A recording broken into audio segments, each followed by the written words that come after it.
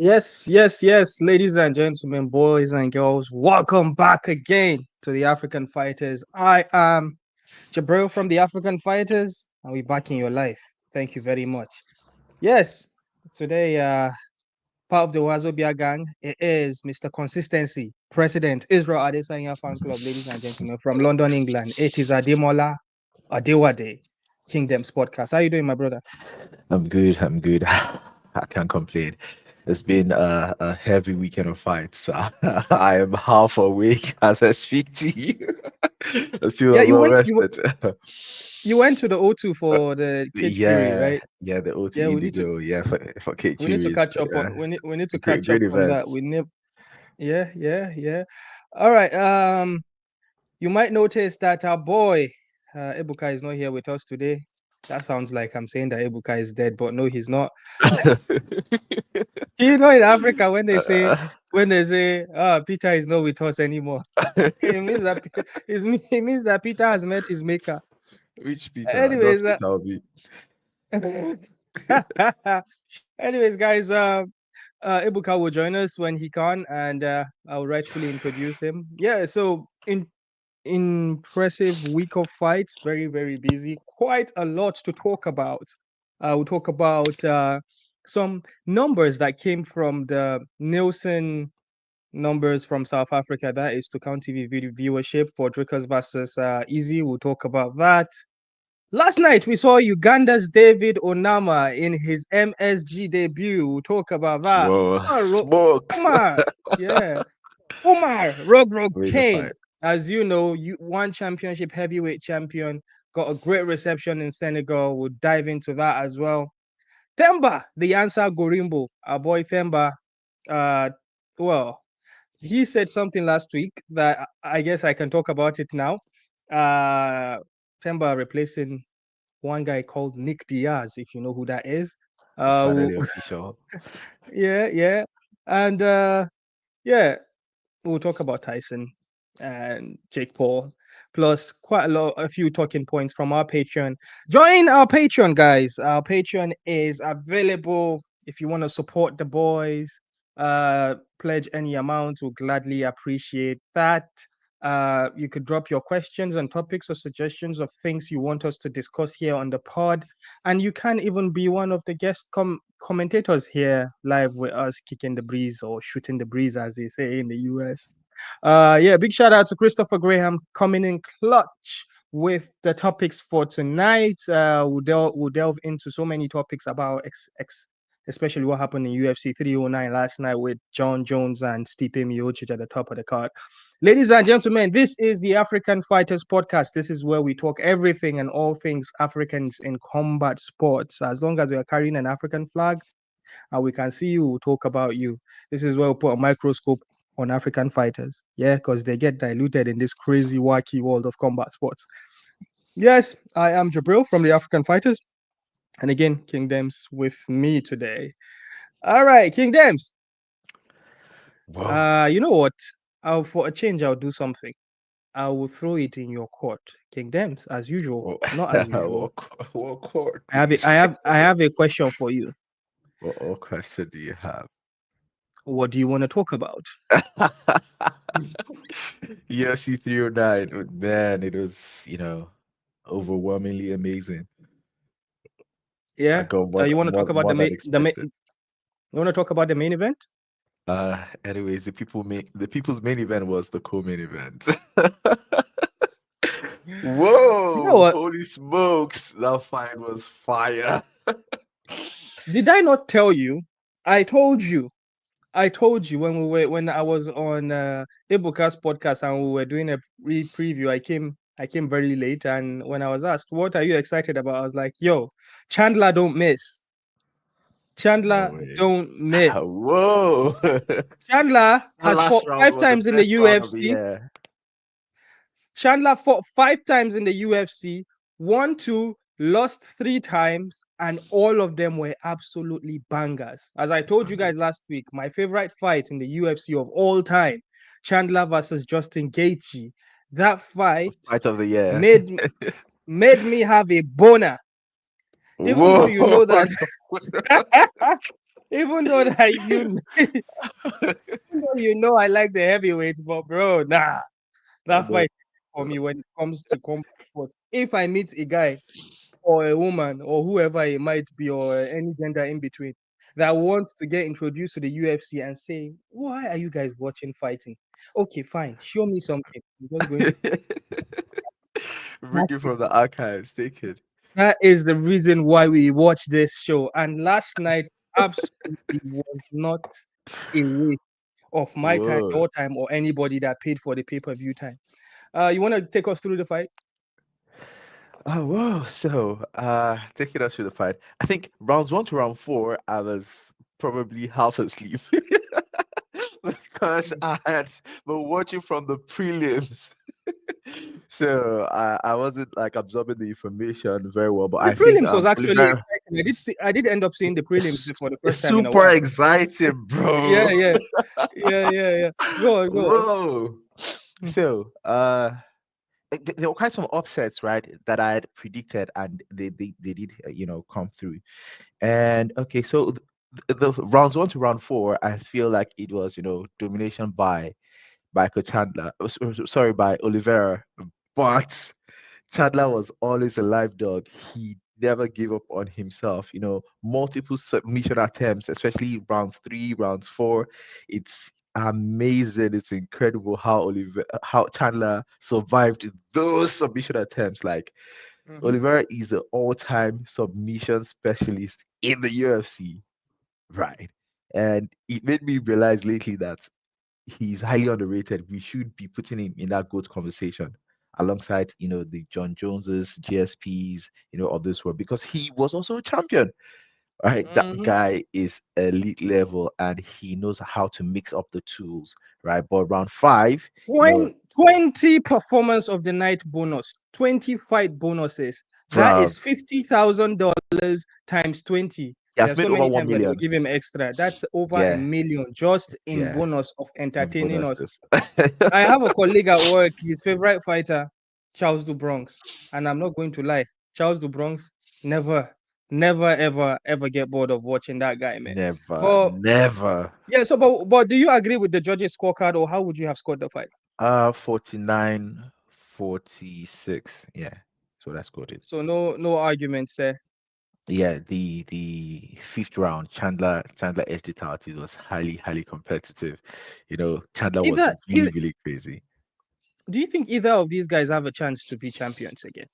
Well, Chandler has never We, been we, champion in the we UFC, but yeah, do you think with they have a Islam. chance to with Islam at the top there? I feel like Oliveira has a better chance against Islam.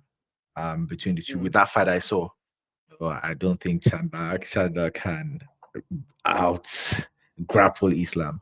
But Oliveira has a chance, if Islam sleeps up, because he knows how to mix those tools, and his striking is next level. We know him for his jiu-jitsu, but his striking, whoa, that's next Yeah, I level. remember. I remember Justin Gaethje saying something like, "Oh, all his fight, he's never felt that power when he got punched." Hmm. And Justin Gaethje is one to take a lot of punishment before that fight with Charles Oliveira, and he did say that he hits like a truck. It's like Yes, heavy. staying on UFC 309 in the prelims, one boy from Uganda, in the David person of Onama. David Onama, Whoa, he that was a came out tough and showed fight. out. David Onama is starting to become the Charles Du Bronx as well, in my opinion, because he's been in the UFC 6 times and he has 4 performance bonuses already, right? David Onama has a fight of the year contender already. Not this fight, obviously, from last year. He had a fight of the year contender last year. And even in his debut in the UFC, he lost in his debut, but it was also a short notice, just like his opponent here. Um, Leon Top. Roberto Romero was Oh, also sorry. Oh, was that's yeah, Romero. was Yeah. also a short notice fight for Onama because coming into this week, as he rightfully said, he did not have an opponent, but Romero was quick to enter. And I would like to give Romero a lot of credit, right? Whoa, that In guy the first gave great round, account of himself. He in the nearly first finished round, I Onama. saw him chopping down Onama's legs, and Nearly. he was winning. He even not scored a knockdown there, but Hmm. Onama finished strong, got a knockdown, started pissing him apart. But before we get into that, you know what? Onama, for the second time in a row, he came out to a Nigerian Afrobeat song by Yeah, Mobad. I'm That one that bad. goes, waiting be this one like this. That was an Doing too amazing tune. many things, many. Just so he came out to that song, and I was like, yeah, that's my boy. And I see him like in the mime the song as in the waka. So Yeah, big so shout out to David our Onama proud for the rep. African brother. Yes, and just another quick aside shout out to Yusuf Zalal who was in his corner as well. The Moroccan Devil, those boys are sharpening their tools together. Great striking from Onama, great striking from Roberto Romero. He, I think the UFC definitely have to sign him after that performance. David Onama took all 3 rounds. I think for consolation, I probably would have given Roberto that first round because Yeah, he 29, kind of 28. yeah, I feel like that first round he had more time of dominance than Man, Onana I had. don't know. He was pushing the pace. Onama was calm, collected. He scored a takedown. Credits to him Eh, for eh, his He, composure. yeah, he scored a knockdown. He attempted a submission. All of that activity he was doing in the first round makes me question why did he not continue kicking Onama's legs because he was having so much success with those leg kicks. Maybe he hurt his leg. I don't know what happened. Onama switched. But He mm, switched stance. yeah, yeah, but I think he actually got well. If they score knockdowns with leg kicks, he scored he must have had one in the third round if I can remember. But regardless, great showing. Onama just showed him that he's a higher There's quality of levels. fighters that There's he has levels to fought, this game. and I believe this guy, this Roberto Romero, I can't remember how old he is, but if he continues in the UFC, I believe um he's going to go places. Yes, as we are about to transition into another topic, which this topic I pulled this out in I think I saw this post from Super Sport. It wasn't actually on social media. It was in on Google, right? And just about we are going to enter that, ladies and gentlemen, I would like to announce the appearance or the coming of one Udogu. He is a business tycoon. He is an accountant general. Ladies and gentlemen, 5 bottles of Hennessy for our boy He said 5 bottles of Hennessy Ebuka. VSOP. He said one for the DJ, one for the hype man. Yes, so Ebuka is here, ladies and gentlemen. That's Ebuka the tycoon. Tycoon.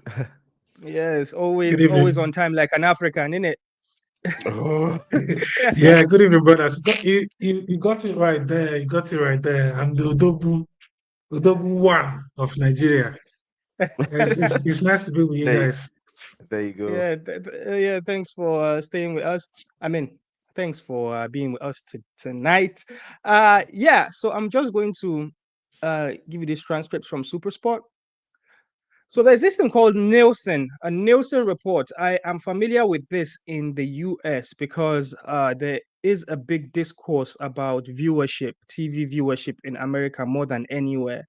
Because as you know, a capitalist nation, the thing is, the amount of money being made on TV, they take entertainment very seriously. The Nielsen ratings in America is a public record. Every day, the TV viewership numbers drop. This is because they want to show the sponsors. Say, for example, I want to run an ad. I'll look at your TV listings and I'll look at your Nielsen report to see how many viewers for a certain show you have. Say maybe by 8 p.m. you show Super Story, for example. If I check Nielsen, I could see that okay, 7 million people watch Super Story. Then I'll be like, okay, that's something I can do. So same thing happens in America, in South Africa. The Nielsen reports for Super Sport, basically the viewership for Israel Adesanya versus Dricus Duplessis was out. I'm going to read this transcript from Supersport. All right. It says South Africa's UFC middleweight champion Dricus Duplessis has solidified his place as a viewer magnet. Duplessis drew record viewership numbers in the run-up to Israel Adesanya's, racking about 382,000 viewers when facing Sean Strickland in January this year. His title defense against Nigerian-born Israel Adesanya in August saw a total audience of 307, ensuring both events as historic moments in audience figures for UFC live broadcast. All right, as you know, the model for UFC pay-per-views in Africa is not a pay-per-view. People don't pay extra to watch the UFC in Africa. As long as you have a regular SuperSport subscription, if you have a package that shows SuperSport, you would be able to watch UFC events. This is because UFC, or I should say pay-per-view, is not popular in Africa. People don't generally pay to just watch one event. They'll rather pay to watch a package bundle to watch sports, and then you put them on. So this just reminds me when Tyson Fury and Francis Ngannou had their first boxing fight. They tried to sell pay-per-views in Africa. In Nigeria, they used Airtel TV, and there was something else they were using in South Africa. And I don't think anybody saw it. I think that thing flopped because, first of all, a lot of people that are likely fans who feel, even though it was a very small amount, it was probably like $1. People still did not pay to watch it. So, anyways, I'm drifting away with the discourse of pay-per-views in Africa. So the viewership for Israel Adesanya versus Dricus was 307,000. That means that 307,000 people were tuned in at the time with a retention of 75%. That means that people watch from prelims till the main event. 75% of people did not drop out. They stayed till the main event, and the other 25% just came to watch the main event. I must also add that this happens in odd times in South Africa, about 5 a.m. in the morning. And in comparison between Dricus's fights with Easy and a regular UFC pay-per-view, there is 120% difference. Say if 100,000 people watch a normal UFC pay-per-view in South Africa, when Dricus and Easy were on top, 120,000 more people watched it. So that means that there was actually interest from the locals. That means that there's a bit of a drawing power, not a bit, a massive drawing power when Dricus is on the card. I must also add that these numbers are exclusive to South Africa. These numbers are There are about 8 million households that have the DSTV or SuperSport subscription in South Africa, according to the financial reports for that.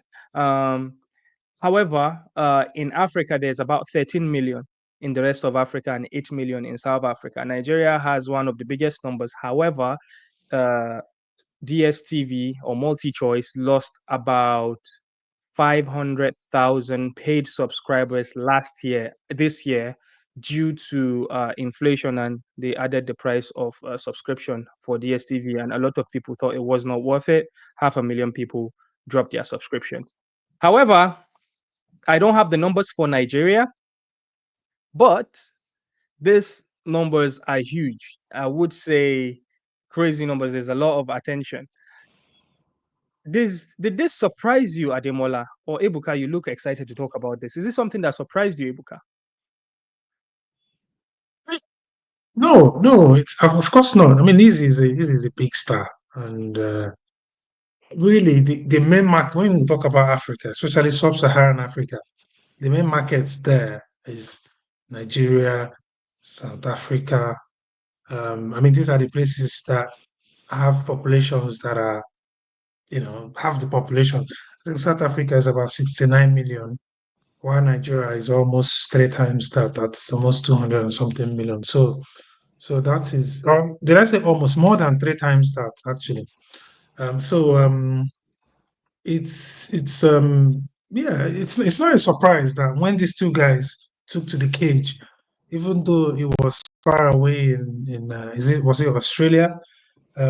People would tune in to watch these fights because these guys have a huge following. So it's actually a good thing. It's an interesting story, and yeah, something that I think us as fight fans, African fight fans, are proud of, and it's something that we want to see grow. And of course, you talked really well there about the pay-per-view model in Africa. The fact that people are not really, it's not something that is peculiar at the moment, and the reasons are not far-fetched. Africa is associated with poverty and all these things. to the numbers of people that actually have the money to pay. Imagine telling people to pay even $20 or £20. How many people will be able to afford that? Not a lot. So that's yeah, especially when the streaming sites are there available. So yeah, it's All good. right. I'm not surprised. I'm quite happy with that. Yeah, I'm happy with that figure. Well, this number just shows, because it's a South African number, this shows how much of a drawing power that Dricus has. I'm going to go to you, Ademola, but before I do, I just need to read the rest of this. It says the record-breaking viewership surpasses the previous total of a non-Dricus UFC event by 120%. This reveals that for the most part, South Africans are not put off by irregular time slots when it comes to supporting local heroes like Dricus. And for advertisers, South African sports fanaticism presents a unique opportunity, says Duncan Stead, commercial manager at Nielsen Sports SA. Sport is an exceptional unifier for South Africans, providing a welcome escape from everyday life and a point of national pride when local sports people excel internationally. For brands such as the Dricus fight present a chance to connect with an audience in a feel-good state of mind as they stand behind their heroes. We saw the unwavering loyalty from South African fans arriving at the airport to welcome Dricus when he became champion. Springboks Siya Kolisi and Eben Etzebeth joined Team Duplessis for his walk-in when he fought Adesanya. This shows a crossover appeal between rugby and MMA. The sport has transcended MMA and become more relatable to a broader audience due to such collaboration between sports stars, which has increased its engagement appeal. As MMA fandom continues to grow in South Africa, propelled by athletes like Dricus Du Plessis, South Africa waits the next SA sports phenomenon to rally behind.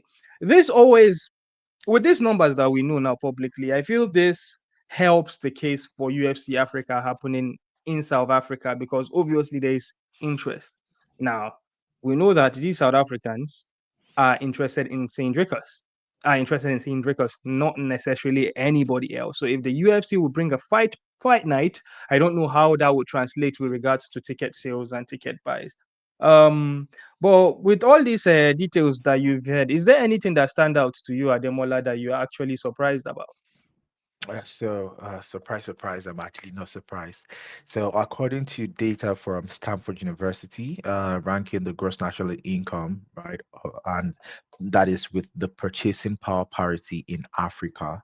So, Egypt is number one, right, with 2 trillion USD. Nigeria is number two with 1.3 trillion USD. And South Africa is number three in Africa with 944 billion USD, right? So take these two countries, Nigeria and South Africa, right, who have, the top three, yeah, in the top three in terms of, gross national income, purchasing power parity, right? And also, top in terms of population density as well, right? So that's just two macroeconomic variables that combine perfectly, right, with the social economic variable of the transition of MMA into mainstream media, right? So that's just the economic variables that have combined together in this equation to achieve this success. So it is not a surprise at all. Numbers don't lie. Yeah, so big Yeah. shout out to Dricus. Big shout out to our South African people, man. This is exciting. I was really curious. I did not know that South African had a Nielsen thing going on. I definitely don't think Nigeria does. Or even if we do, I don't think it's public knowledge. Um, they like keeping things under wraps because I know that I don't want to throw anybody under the bus. There was a report I saw from an MMA event in Nigeria because it was on Super Sport. Uh, they were reporting that 6 million people watched the 6 million people on Super Sport watched the fight event, and I was like, "Huh, guys, you guys are clearly just reporting the amount of DSTV subscribers." You're saying, "Oh, everybody saw it." Nah, get out of here. But if there was one in Nigeria, I would actually be very, very interested in seeing. We also have Go TV, which I believe is a subsidized version of DSTV. I think a lot of people actually do have the Go TV. Maybe more people have Go TV than DSTV. So Super Sport is also on that one. So that would bring a little bit of a confusion with the numbers. But hey, if the numbers are there, I'll probably do a bit of a research. Yes, yeah, as you are joining us, please do us a solid. Please do like the video, subscribe if you haven't already, and hit the notification bell, as YouTubers always say. All right, moving on. Yesterday, we saw the arrival of one championship heavyweight champion, Roug Khan. Roug Khan won the title last week and he went home. By the way, before he got home, after he won that title, the youngest African president from Senegal uh, posted on Facebook congratulating Roug. The Senegalese people take this to be a very, very big deal.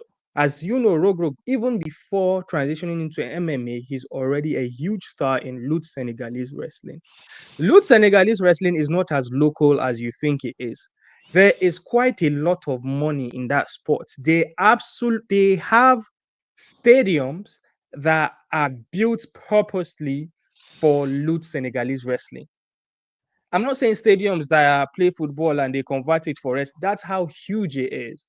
Thousands of people watch these events, and Roug is one of the top stars. This happened to be a case where he was young and then he started slaying their legends, that is the bigger heavyweights.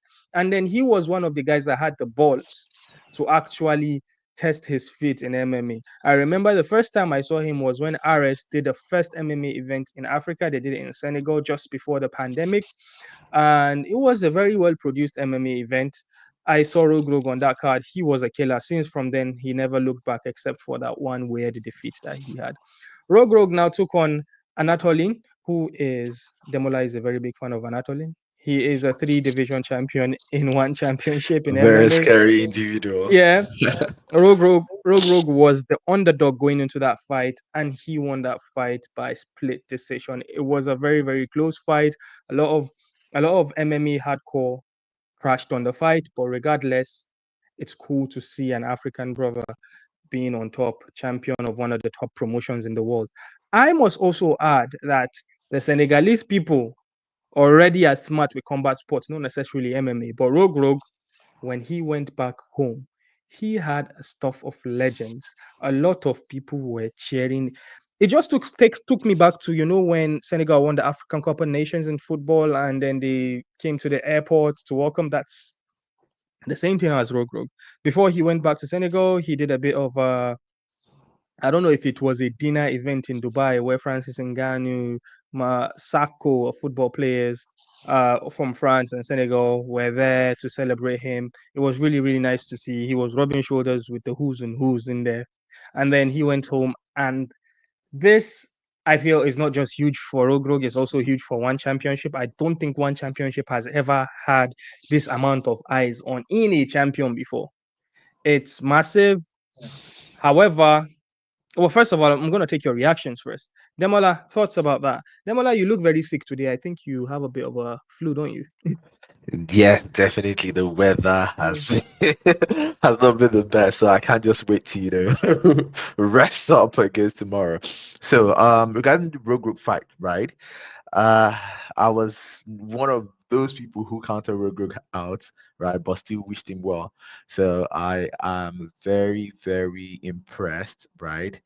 And yeah, I am impressed that he passed the test, right? He did pass the test, and he was a very, very huge betting underdog.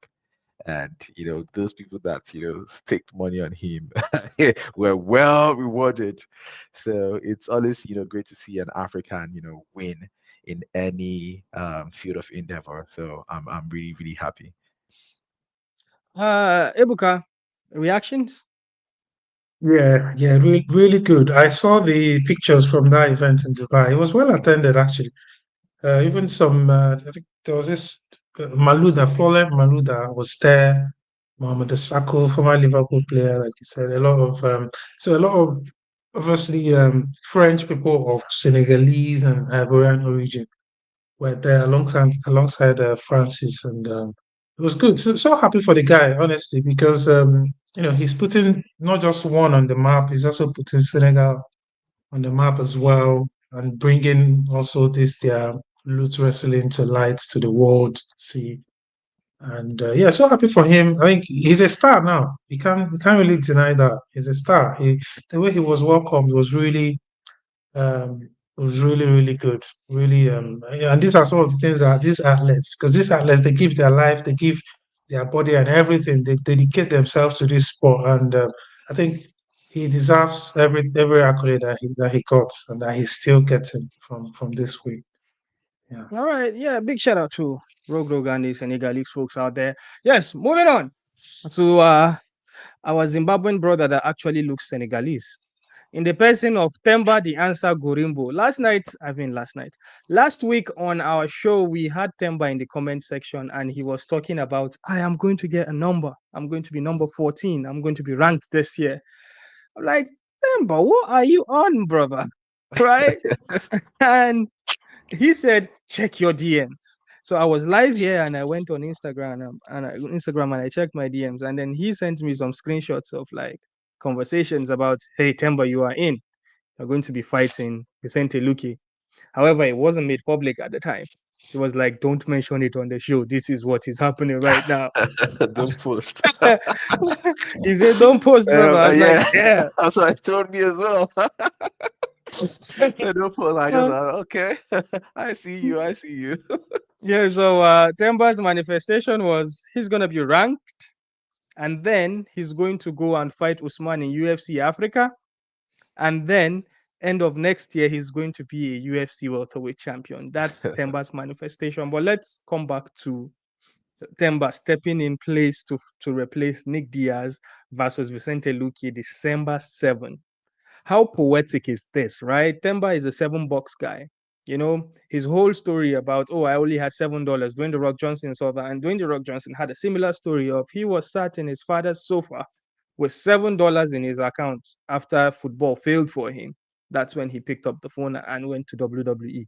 So Themba had a $7. Rock reached out to him, and now there is a fight between Nick Diaz versus Vicente Luque that was supposed to happen on the 7th of December. But as you know, the Diaz brothers are not very reliable. This is not a knock on them, but this is because there's a lot of evidence of this sort of things happening. Nick Diaz just thought, man, F it, I'm not fighting. Might be saying he's injured or maybe he just had cold feet. But Themba already threw his name in the hat a while ago. Even when the first fight was cancelled, he threw his name in the hat. Remember when Themba said he's stepping up as a replacement? I was like, the UFC, do they do replacement fighters like for non-title fights? Apparently they don't, but because of the intention that Themba showed, they said you would not win a raffle until you buy one, right? Until you buy a ticket. If you don't buy a ticket, you will not win a raffle. So Themba bought the ticket of putting his name in the hat, saying, I think this fight will fall off and I want to save it. Vicente Luque, on the other hand, I'm sure he's tired of not fighting and he doesn't want to waste his training camp. He's like, yeah, sure, I'll take Themba. Because in Vicente Luque's mind, he's probably thinking Themba is an easy fight for him. And well, I think Themba will surprise Luque. I guess we'll find out when that time comes. But Demola, apparently you knew what I knew when Themba was sending me DMs. Apparently he was sending you DMs as well. What do you think about this replacement? I I have always wanted this fight for Themba. Yes, I have always wanted this fight for him. So for me, I am just happy seeing him getting what he really wants. Because I feel like his high time he got ranked. Come on, like he should have a number to his name. 4 fight win streak, right? Come on, how many people in the You know, you UFC know, are you know, on a you, streak? you know, you know, it just takes me back to when I interviewed Themba the first time. That was when he was still with EFC. He was an EFC champion at the time. If I had told Themba at the time that Themba, I'll put Nick Diaz and Vicente Luque in the same sentence as him, right? It's going to sound crazy. At the time, Vicente Luque was already a veteran in the sport. At that time, Nick Diaz is a legend, right? And telling Themba like, yo, So Nick Diaz is going to fight Vicente Luque, and the fight is going to fall off. But you are the guy that will save that fight. One Oh, statement. One statement. Work hard until your idols become your rivals. yeah, absolutely, absolutely, absolutely. Ebukaf, any thoughts? Yeah, really great. I mean, by the way, Themba just sent a message. Shout out to you, Themba, man. Like so happy, super happy for you, brother. It's again, hard work pays. Hard work. The Yeah. guy has come from, all the way from Africa, all the way from, he's worked really hard to be here, and I'm so happy for you, brother. Just keep it up, and I know definitely you're going to win this fight, and we're backing you. Everything we're going to do, everything. We'll pour everything on top of you. We'll pray to God. Wait, We'll pray to wait. Babalawo. I want to Everything understand so that you win this fight. wait. Who is Themba saying that they are doubting him? I hope it's not us he's talking about, because we are your biggest cheerleaders, Themba. I don't know. I don't know if that phrase is for us.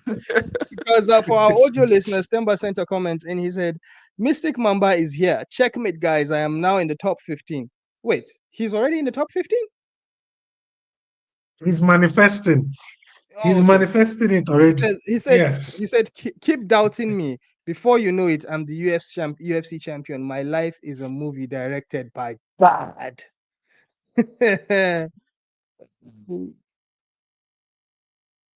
Okay.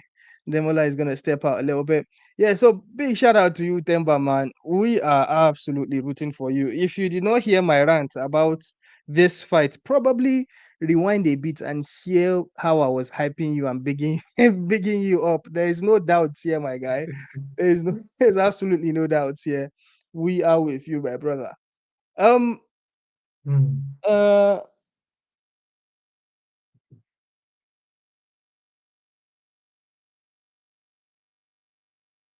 he says Themba sent in a comment in. He says, when I told you that I would be UFC, I will be in UFC, I was coming off a loss. Remember that? Now look at me. Be here now, guys. Actually, that's true. That was when he came Themba went to UAE Warriors. I think it was a fight where he dislocated his shoulder. But he still fought till the end. It was a very close fight, and I'm sure even without that dislocated shoulder, he would have finished that guy. Because with the bad shoulder, that guy couldn't finish Themba, if I can remember correctly. And at that point, Themba was in transition to going to the US. I think maybe the visa thing he was trying to get those things sorted. And yeah, the rest is history, and history is still being made. Big shout out to Themba, man. We cannot wait. I know when Themba is in camp, he tries to stay off social media, and I think it's officially fight camp. I don't know when fight camp is supposed to end. It's still got 3 weeks to go for this fight. I hope it's it's on the main card this time. I absolutely hope that because Themba needs all the eyes he can get. Was on the main card. Yeah. Yeah? The last one I think was on the main card. The Nick Diaz versus Vicente Luque was on the main card. So yeah, I Well, think it will be. You it probably doesn't matter. Those people they move the thing around too much. Even before fight night, sometimes they move the thing around. Uh, so so as I'm looking at this now, main event Pantoja, Sakura, co-main 5 rounds, Shavkat Rahmanov versus Ian Garry. Both guys undefeated. Another incredible one, Cyril Gane versus Alexander Volkov. We've got Nate Landwehr versus Duhu Choi. And the prelims. Okay, so the last time it was supposed to be the prelims main event. So the prelims main event was supposed to be Vicente Luque versus Nick Diaz. So now Nick Diaz is out, Themba is in. However, there is a threat to that prelims main event my movie, because Anthony Smith there's is on that card as well. there's Yeah. Anthony Smith versus Dominic Reyes. There is Yes, Movsar Evoloev versus Aljo. Nikita. Aljo, who was just a champion not too long ago, is fighting Evoloev. They probably will move it down, but hey, Yeah. that is But I there will guess, still be there'll still be a lot of eyes on this one. There'll be a lot of eyes. if it makes it to the press conference as well, if they make it to the press conference stage where people they come on to people, then He should be fine. Let's see him on the press conference and answer some questions. Yeah, that would be nice to see. Yeah, I had just fought in UAE. Themba here says I just fought in UAE. The interview was January. Told you exactly how this will be. Main card or undercard, I don't care. Even if I fight Luque in Mars, I just want the number 14 he has now. Guys, I don't care where I fight. We can fight at Apex. I'll be regardless. I know deep in Themba's heart he would prefer to still be in Apex. As Themba calls Mhm. himself the king of the Apex. All right. Let me take your reaction from the Tyson Fury and Jake Paul fight. Oh man, I watched it. I watched it. If that's a question, let me start with saying that I watched the fight. I actually watched it from the beginning to the end. I watched some of the other fights on the card, and it was. I don't want to see that again. Honestly, Tyson is an absolute legend of this sport of the fight game. And you don't want to see that. You know, you don't want to. Even his son was working with the crew. The crew on the day as well. And you can see, Mm, his young son, probably Jake Paul's age, or around that. And it's, yeah, I wasn't, there was nothing really that we saw from that fight. You could see that a lot of things were maybe scripted. You could see that Jake didn't want to knock him out. um, I think it was quite obvious that Jake didn't want to knock him out, obviously, because maybe it was spoken about or just for the respect that he has for Mike. Age catches up with all of us. And I think no matter how, what that fight showed is that no matter how your heart is, mm, no matter how strong you are at heart, if the engine, if your engine is not good, no matter how good a vehicle is from the outside, if the engine of mm. that vehicle is not good, that vehicle is as good as, um, I don't Yeah, know. It's just I'm like going to pouring say water on the speaking stove. about yeah, So, speaking about Tyson's age, going to that fight, we know as we discussed, as I mentioned in your podcast last week, um, he was very, very sick. He collapsed before the fight that was already previously scheduled for June. That's why the fight got postponed. He had to battle in the hospital. We've seen him sat on a wheelchair. We've seen him with a walking stick. We've seen him with crutches. Even when he was doing his workout in that stadium on Friday night, he stumbled on his way to the ring. He could not even climb the stairs properly because he had bad legs. He stepped in there. We saw him blitz a little bit, and I was concerned about the legs. I remember when we spoke last week in our preview, I said in the public workout sessions, I saw Tyson standing, and I was like, "These legs don't look good." I understand age is catching up. However, I think Jake Paul tried to be a dick in the build up to the fight in order to sell the fight. And obviously, uh it's if you are a pro wrestling fan, you would understand when someone is playing the crowd or when something is called kayfabe, and that was what Jake Paul was doing. And when you watch that fight, you can tell that Jake Paul was trying not to hurt Yeah. Mike Tyson too seriously, because for what sure. as much as if he knocks out Tyson, he's probably going to take a couple of years out of his life. So Jake Paul would not want to be that guy that's not just knock out Tyson, but also be that guy that is remembered to be the guy that hurt Tyson and put an end to all these old people boxing matter. So I feel like Jake Paul was Yeah. taking it a little bit easy. However, someone like Dana White would not tell you that. Dana White would tell you that Tyson was too good and Jake Paul couldn't knock him out. Demola, Mm. let me take your 2 cents from this fight. Whoa. I don't know if you guys remember, right? I always said this is a fight I never wanted to happen, right? Because I could see the end from the beginning. It was a hell of a shit show, but thankfully we did not have to pay anything extra to watch it. It was on Netflix. So but theoretically and financially speaking, it made sense, for the major stakeholders in this fight.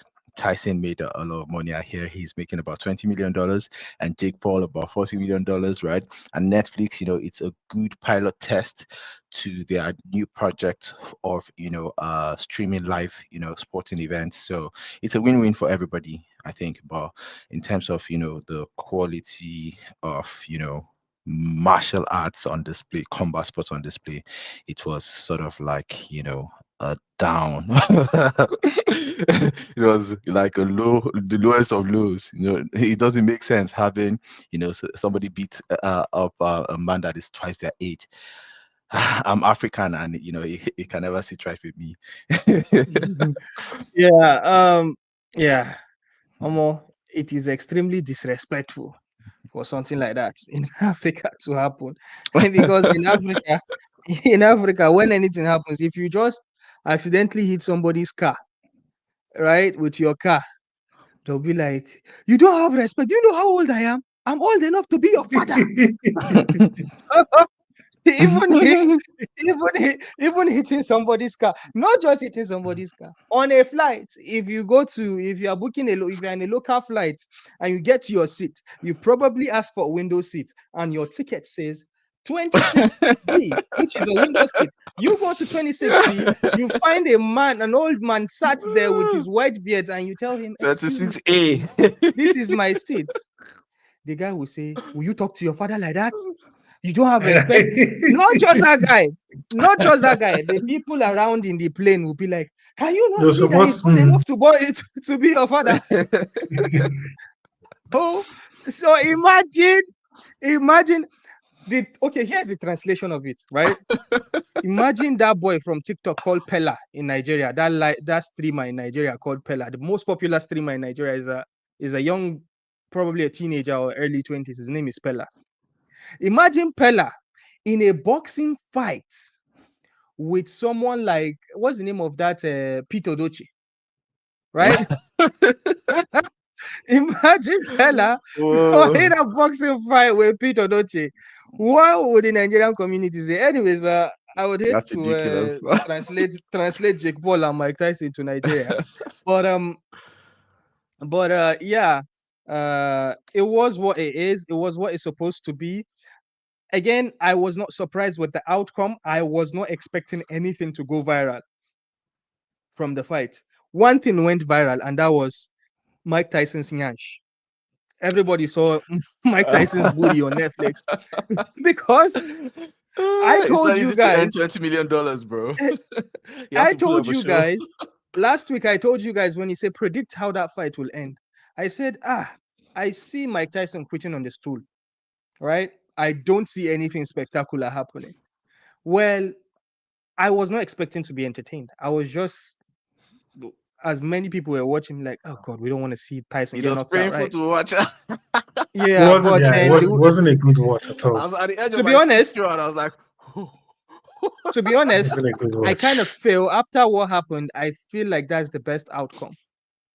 Best outcome, Yeah. because if you don't like Jake Paul, you'll be like, you cannot even knock out a 60-year-old. If you don't like Mike Tyson, oh well, a lot of people like Mike Tyson, they'll be like, okay, Mike Tyson didn't get embarrassed. At least he got a few punches in there. So yeah. I feel like it's a win-win for everybody. But Jake He Paul gave a good has account of already got it. himself, to be honest, Yeah, Jake because Paul his has. legs are gone. For him to stay up Yeah. to 8 Yeah. rounds is Yeah. impressive. It's Yeah. Well, to impressive. be honest, Jake Paul has No matter the something to say. circumstances.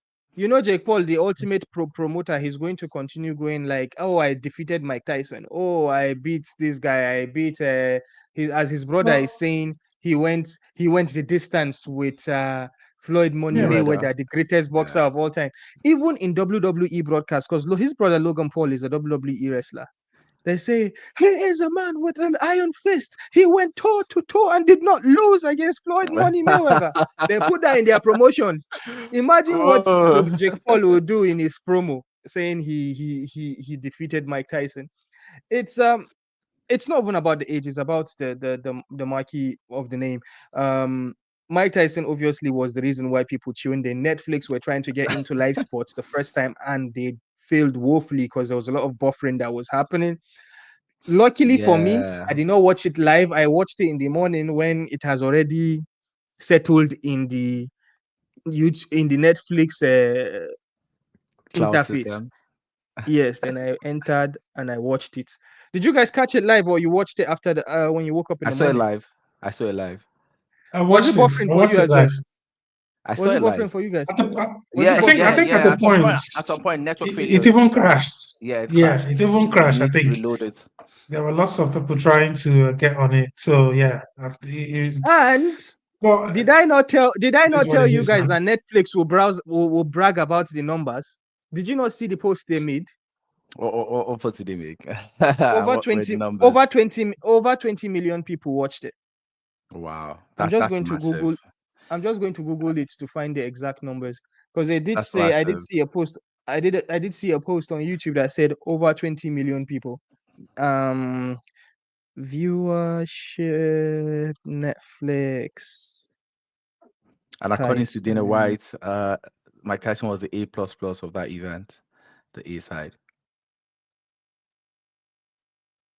Hey, do you know how many viewers?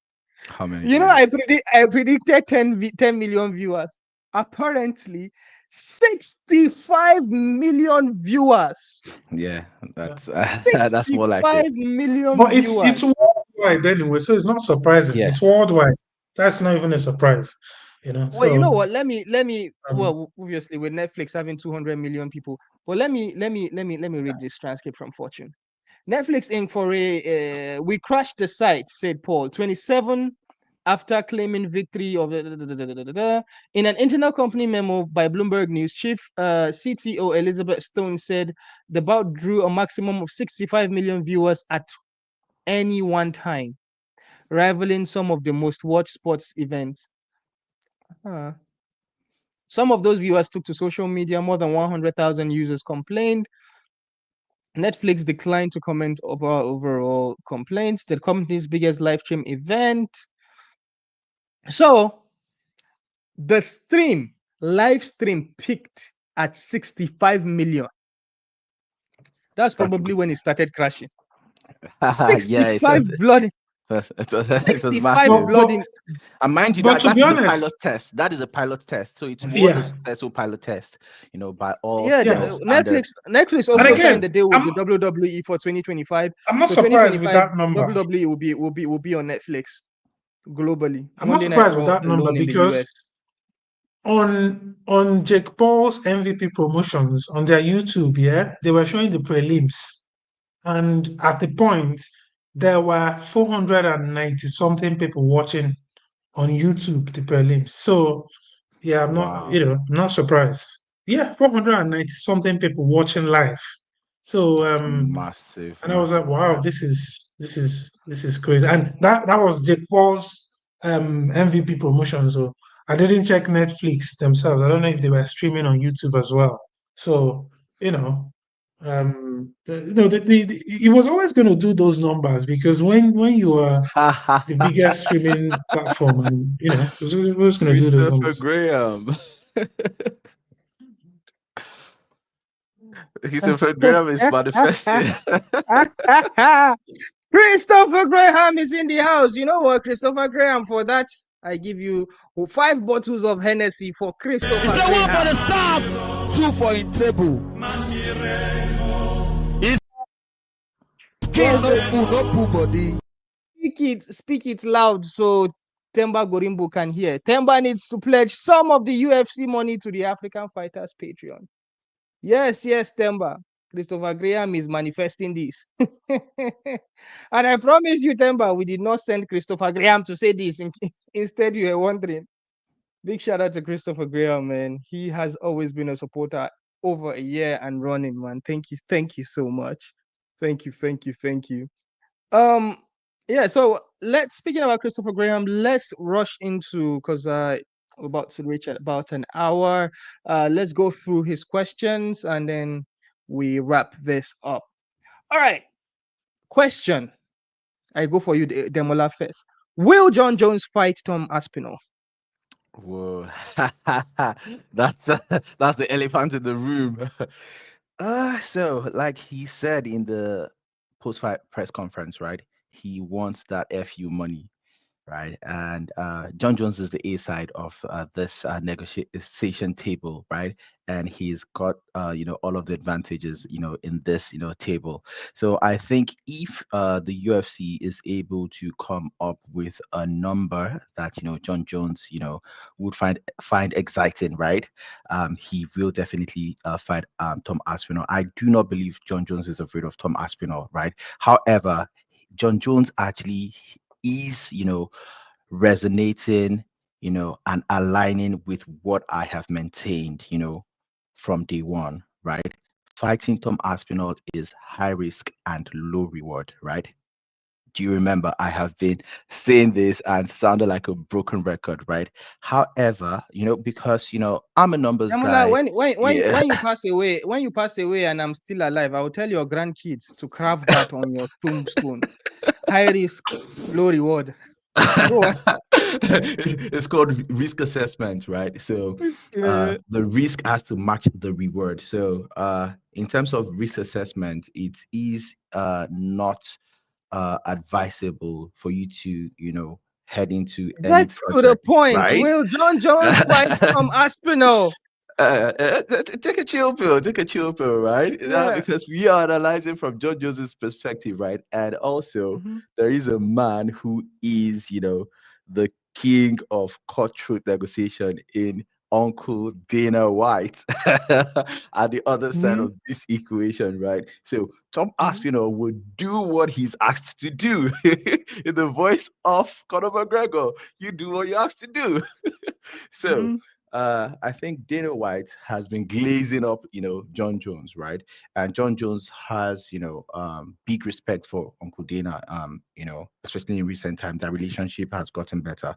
So with that being said, I think, they will be able to come up with, a number that is good enough, for John Jones to place his legacy on the line. And I am predicting that John Jones will fight Tom Aspinall and he will defeat Tom Aspinall because he is the greatest of all time. He All right. likes to be remembered as a man who came, who saw, Let and me conquered. summarize what you said. John Jones will fight Tom Aspinall for stupid money. Gotcha. All right. Ebuka, I'm going for you. Another Yeah, question. On the yeah. heels of Chandler versus Oliveria fight, how does this affect Conor McGregor's return? It doesn't affect, nothing affects Connor. I mean, It makes Connor it is easier. Connor. I mean, It makes it exactly. easier, Nothing. bro. I mean, Connor is, whether I would like it or not, yeah, Connor is, he's that guy. He's at a place where he can pick whoever he wants to fight. Connor can decide tomorrow, I want to fight Themba Gorimbo. And that's it. The UFC will do the fight. It's just what it is. Doesn't do anything. Chandler lost the fight. I don't know if he will still get that Conor fight or not. I don't even know if Conor is going to fight again or not. So it's I don't like to talk about Conor anymore because Connor just he's the wine everybody. yeah yeah All right. he's just doing his thing. You know. All right. Okay. All right. I'll be like Bayu. You know Bayu. That does curiosity made me ask. Moving on. Uh early prediction for Gary versus Shavkat Rahmanov. Should Oh, it man. have a Ooh. title attached to it? Demola. I think it's actually well deserving of an interim title. I was actually very, very shocked, very surprised, very flabbergasted that they did not earmark it with the interim title. But with that said, I think there's a possibility of that happening. Later on. Do you know why I said that? Because they know when Belal is scheduled to return, they did not attach the interim title to that fight. So that being said, I see Shafkat, having the edge in that fight. It's a 55-45 probability chance in my opinion, by my estimate. So 55% possibility Shafkat wins, 45%, Ian Gary wins. Do not count Ian Gary out. All right. Next question. Moving on. Bonico looked insanely average against Paul Craig. I would like to see him booked against the Ridder. Any thoughts about this? Ebuka. Yeah. I actually woke up for Chandler's fight. I woke up in around two of Chandler and Oliveira fight. So I didn't see Bonico's fight. So Uh, But I mean, Well, just overall, he's well, after his performance, just so you know, in MSG, the fans in New York were booing the hell out of Boneko, and they also were Hmm. chanting overrated, Are you overrated. serious? How did the So fight end? Was it a decision it was or? it was a decision It was victory, it was a wasn't it? decision. Oh, He was trying to prove a point that he can oh, strike, so he didn't really go for takedowns. Well, oh, he right. wasn't proving a Interesting. point. It was because the other guy, I told you guys, Paul Craig's guard, Hmm. Okay, when yeah, on the ground yeah. is nasty. He's nasty. He throws triangles and arm chokes like nobody's business. It's go follow him to the ground Yeah. on your own peril. But I think Yeah. So I think that, that I think stylistically this was a very very bad matchup for Boneko. Paul Craig is always a bad matchup for wrestlers, not grapplers. Wrestlers, because wrestlers, the thing is, wrestling and grappling, one of the differences is wrestlers take you down and try to ground and pound. Grapplers take you down and try to submit you. So now, if a wrestler takes a grappler down in the attempt to ground and pound, they get trapped it might get, yeah. because they leave their hands in there inside the guard and then they get trapped. So if you are a smart wrestler and you are going up against a black belt, you should be careful. If you know you don't know what you are doing down there, don't even engage. Stand and bang. Exactly. So because of that, I Yeah, remember in that's the preview I did say this fight might be interesting because this is sort of like Kamaru Usman versus Kobe Covington.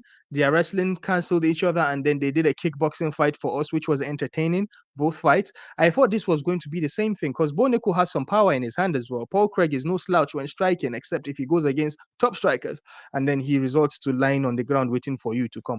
But I thought this was going to be the case where the wrestling cancels the jiu-jitsu and then they stand and bang.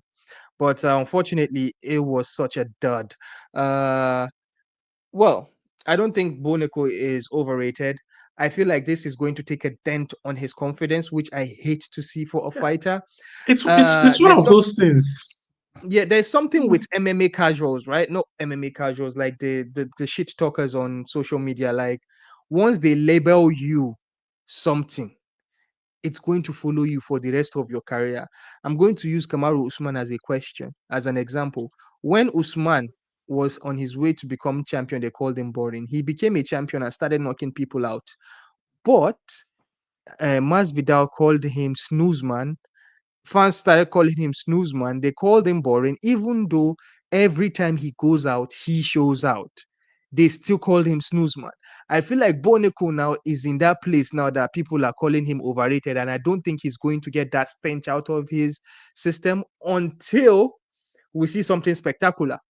Because it's difficult to get a better reputation as long as you are a wrestler. You understand? So even Khabib, we keep on It's a tough forgetting one. that Khabib was never liked until he fought McGregor. And that fight, McGregor carried that fight. Khabib, till even after McGregor, his fights were not that exciting. You understand? We just know that, that you cannot hurt him. So as long as you are a wrestler, it's difficult, very, very difficult for you to prove anything. Once the audience have already put in the back of their mind that, hey, this guy is overrated, or this guy is a snooze, or this guy is that. I feel like And that's why Boneko they don't is, like Bilal. yeah, I feel like that's Boneko Yeah. is in that spectrum now, and as long as that doesn't affect his confidence, it's very difficult for it not to affect your confidence. But as long as it doesn't affect his confidence and he continues winning, I don't think he is actually overrated. I don't think it Um, will. He looks like a Yeah, well-rounded, level-headed guy. Yeah. yeah, he right. will Well, evolve and guys, he guys, will guys, guys, evolve. we're running out of time. I'm gonna go through this quickly. Jim Miller wants 5 more fights to reach 50 total. As you know, Jim Miller, 45 fights. He won by a guillotine choke, which I'm sure Dustin Poirier was jealous about. Um, he won against, I can't remember who he won against, but however, he did say he Damon wants. Jackson, our friend. All right, and Uh, and then he said he wants 5 more fights. Who would you book him against? I feel like Jim Miller has already been a gatekeeper. He was a gatekeeper like 5 years ago, and he's still the ultimate gatekeeper. He's like one of the early people you would reach for him for the UFC to test you with. And at this point, I'm convinced that the UFC are giving him favorable matchups. They kind of understand his strength and his weaknesses, and they're like, okay, this guy is our legend. He's been fighting forever, never had a surgery, like a serious injury, and he is on fight 45, record of most fights in the UFC, record of most wins in the UFC with 27. My guy said he wants to have 50 fights. He did not say he wants to have 50 victories. He wanted 5 more fights. He did not say I want 5 more victories. He said I want 5 more fights. Yeah, So because he knows that he's being realistic, so that means that Yeah. at this point, whoever we pick for Jamila doesn't matter because he himself doesn't care if he wins or loses. He just wants 5 more fights. Let's test him against RDA. RDA is Yeah, I think currently ranked that's number 15. I don't Yeah, want that to would be see a good Jamila fight. ranked The one. OGs. Yeah, All and right, they're moving kind on. of close in age. Yeah. Moving on. Should the UFC books Alex Pereira versus Aspinall for the undisputed heavyweight title? Well, John Jones is still there. They cannot do that, can they? Or was he meant to say undisputed light heavyweight title? Is he insinuating that Tom Aspinall should go down? No, no way. Thomas will cannot go down. John Jones can't go down. Hey, wait. There's a matter of money here. But Hey, Themba, you don't have to pledge. You can just do a one-off. A one-off for us in a bundle. So we can pay for this stream yard. Hey! Your manifesting isn't going to come through. How about Themba? Come on, Themba. Zimbabwe brother. Was That's mean. Themba. Yeah, The guy so mean, man. Themba, we've been waiting for that Dwayne the Rock Johnson money. Reach our pocket. Now we are waiting for Mukuru money. Mukuru. That's Themba's. I feel like it is number one. Those are the guys that he promotes very, very, very, very well. Shout out to Mukuru. I think their money platform down there in Southern Africa. All right. Moving on. How disappointed are you? We never got to see John Jones versus Francis Ngannou. I can take this one. In this MMA space or in this combat sports space, there is always the question of what if. And those what if questions only happens to the greatest of them all. Even if John Jones now beats Tom Aspinall, forget even John Jones, Tom Aspinall. Even if Alex Pereira beats everybody in light heavyweight, beats everybody he meets in heavyweight, there would always be a question. What if Alex Pereira fought this guy? What if this guy fought that guy? So, like, I feel it's a testament of how good both John Jones and Francis Ngannou is, as long as the UFC fans and the combat sports fans will put you in that discourse of, oh, we never got to see Khabib versus Tony Ferguson. We really wanted to see them when they were both in their prime. We never got to see Conor McGregor versus Nate Diaz 2. We never got to see a Francis Ngannou versus John Jones. So this is always going to constantly happen, but it only happens to the best of them all. Even if John Jones now fights Tom Aspinall, another question will come up like, how about what happens if John Jones fights for Ferreira? So I don't think that discourse is really necessarily a bad thing. I don't think we'll be biting our fingers about it. As long as we be biting our fingers, I don't think it's the end of the world. I manifest headlining the first UFC card in Africa. That is coming true. Do you still die without my words? Those words are from Themba Gorimbo. This is for our audio listeners. Themba said he is manifesting UFC Africa. We mentioned this at In the top of the Zimbabwe. card. No. UFC I Africa think in Zimbabwe. on Instagram last night I asked Themba. I said, Themba, in your manifestations, did you foresee Kigali or did you see somewhere in South Africa for UFC Africa? He's like, that picture is not clear yet, but UFC Africa is actually a thing. So, yeah, Themba says no, anywhere in Africa, anywhere. So, yeah, so Themba is uh manifested Usman Themba. I guess that's what he said. And from the look of things, knowing some things now, it might actually be Kigali. All right. Moving on. I'm just going to take two more and then we call it a night. All right. I think there's just one. What 5 things are on your MMA Christmas wish list for 2025? 4 possible and 1 totally wild and basically impossible choice. The possible ones from Christopher Graham is Conor McGregor versus Max Holloway for the BMF title. I absolutely would love to see that. At this point, I feel like as Conor McGregor is watching everything, he probably will feel like Max is probably the guy that he can beat, most especially because if they fight, I'm thinking they'll fight in welterweight because Conor wouldn't want to cut down. And we know that Max will be a very small welterweight, and Conor feels like, this guy will not wrestle me and he will not kick my leg, will probably strike, and that is what he wanted. That's what Conor wants. So I feel like Conor would like this. I think he'll prefer this than Mike Chandler. He'll prefer this than Dustin Poirier. I think this is very, very doable. I'll let you take the next one. He says UFC Africa headlined by Dricus versus Hamza. Ademola. Dricus versus Themba.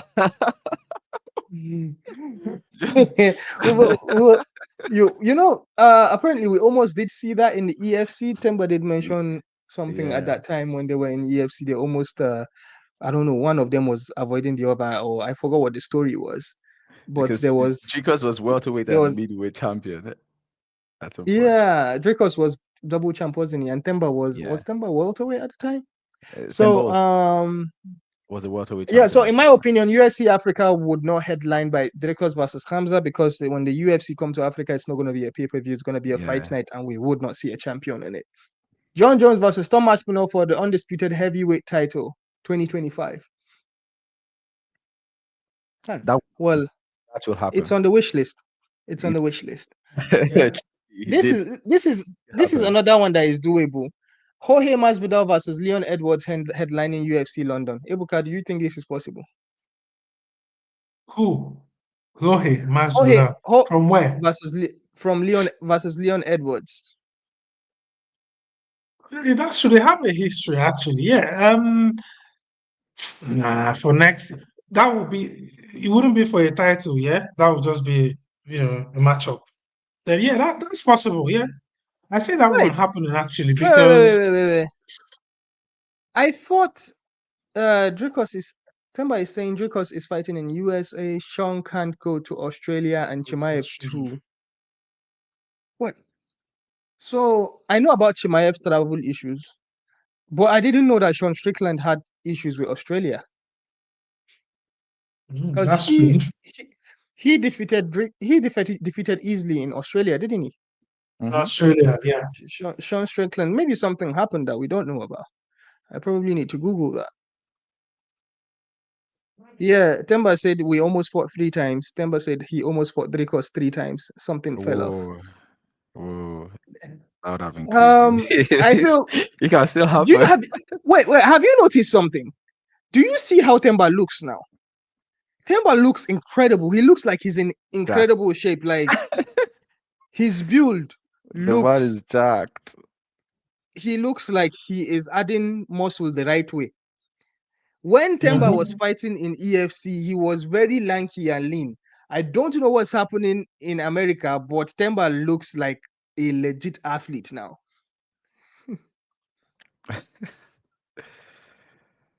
Yeah, oh shit. Dricus next fight is good food. He has been eating good food.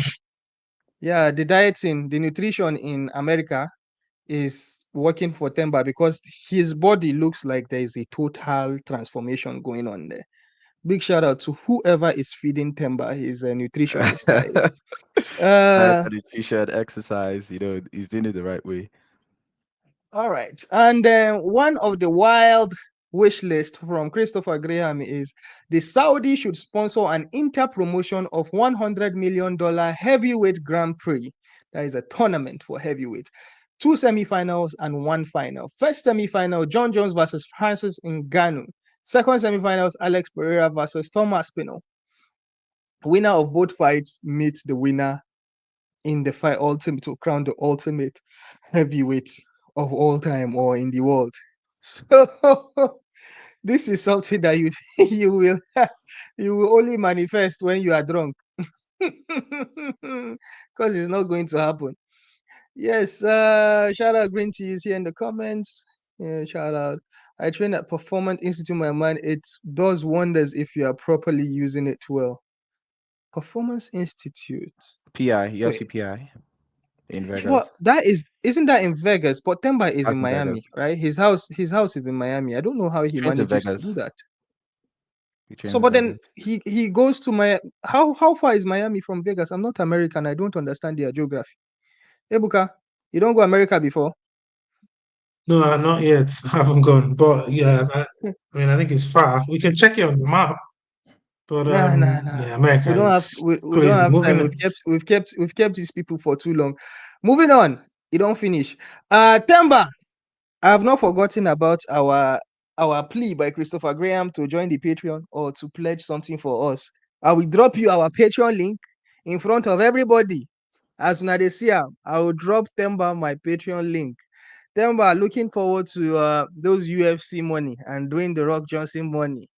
Yes, do charity for the African fighters. And if you are watching us, please join our Patreon.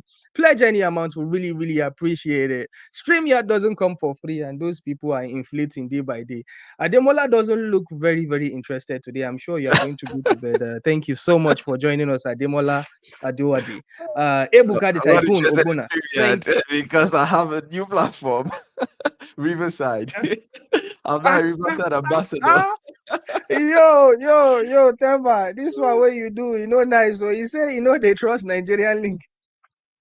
From the Hey, Nigerian Prince. I'm just wearing this hat. I'm not a prince, I promise. Shout out to Kosi Ugumadu. This is my brother from China. This is my brother from China. Thank you for thank you for dropping in, my brother. All right, guys. Thank you so much, Ebuka the Tycoon. Thank you for being here. Really, really appreciate it. And for the viewers, like, subscribe, do all the good stuff for us. We really, really appreciate it. This is the African Fighters, and we are.